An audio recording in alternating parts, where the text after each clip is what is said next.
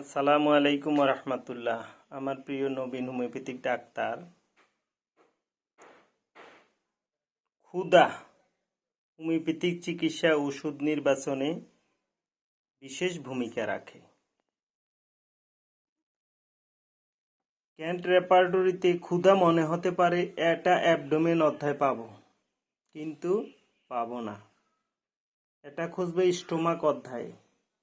Stomach appetite 476 পৃষ্ঠায় শুরু। এটা ক্যান্ট রেপার্টরি 6th এডিশন, 476 পৃষ্ঠা।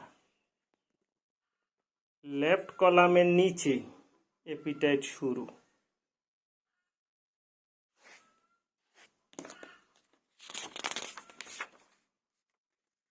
এপিটাইট এই যে 480 পৃষ্ঠার লেফট কলামের উপরের অংশে এসে এখানে শেষ হলো। এপিটাইট বিভিন্ন ধরনের হয়।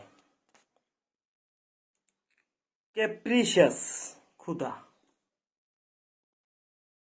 খেয়ালি প্রকৃতির ক্ষুধা, মানে কি খাবে, ক্ষুধা লেগেছে কিন্তু সে কি চায় এবং কিছু দিতে গেলে প্রত্যাখ্যান করে। পরিবর্তনশীল ক্ষুধা, এই ক্ষুধা আছে আবার ক্ষুধা নাই। অবিরত ক্ষুধা, খাওয়ার পরও ক্ষুধা, এই ওষুধগুলো। ক্ষুধা নাই, হ্রাসপ্রাপ্ত, এই ওষুধগুলো।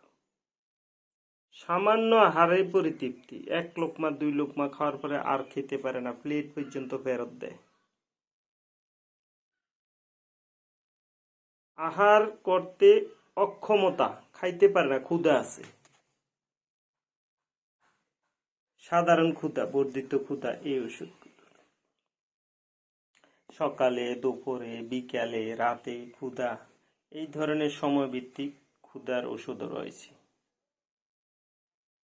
আহার করার পরও ক্ষুধা, কি ওষুধ দিতে হবে এখানে রয়েছে। জ্বরের মধ্যে ক্ষুধা, এই ওষুধ। জ্বরের পরে ক্ষুধা।